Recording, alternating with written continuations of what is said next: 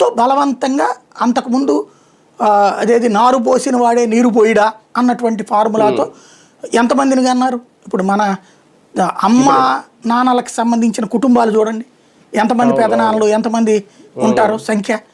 ఇప్పటికి వచ్చేటప్పటికి ఒక్కడు లేదా ఇద్దరు ఇంతే కుటుంబాలు.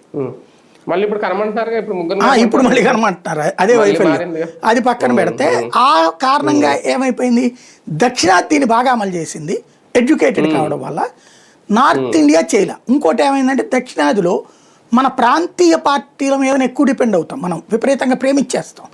ఈ ప్రాంతీయ పార్టీలు ఎక్కడున్న విద్యా వైద్యాన్ని నాశనం చేసినాయి, కార్పొరేట్ శక్తులకి ప్రైవేట్ శక్తులకి ఇచ్చేసినాయి. దాంతో ఎక్కువ మంది పిల్లల కంటే మనం హాస్పిటల్కి భరించలేము, స్కూళ్ళకి భరించలేమని మనం పిల్లలకి అన్నం తగ్గించారు. మధ్యతరగతి కూడా, చదువుకోని వాళ్ళే కాకుండా చదువుకున్న వాళ్ళు కూడా తగ్గించేశారు క్రమంగా.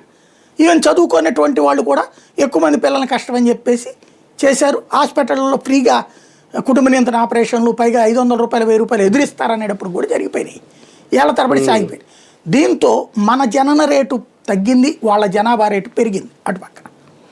ఈ టైంలో జనాభా ప్రాతిపదికన చేస్తాను అంటే కనుక ఖచ్చితంగా అన్యాయమే. అది ఇంతకుముందు ఎత్తారు కూడా మన వాళ్ళందరూ, తప్పులేదు. దానికి చక్కటి పరిష్కారం చూపించారు. అసలు అది అనూహ్య పరిష్కారం మోడీ సర్కార్ చూపెట్టింది. 50